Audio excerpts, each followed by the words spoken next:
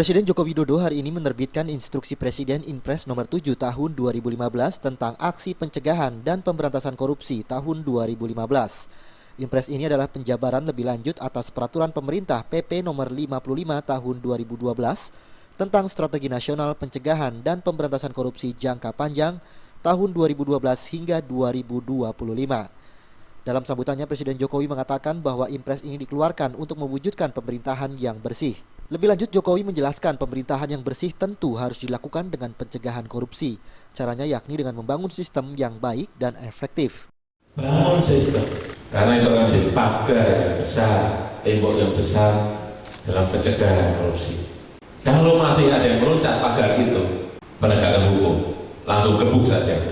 Tapi sistem ini sekali kembali akan sangat mengefisienkan dalam pengadaan barang dan jasa. Dan saya juga tidak ingin lagi mendengar ada keluhan dari masyarakat masih adanya pungutan liar. Jokowi menambahkan penyusunan Inpres ini telah melalui proses yang panjang serta melibatkan berbagai pihak dari pemerintahan maupun dari luar pemerintahan. Dalam Inpres ini ada 96 aksi yang harus dilaksanakan oleh pemerintah pusat dan daerah sepanjang 2015. Dari Jakarta, Wayan Agus melaporkan.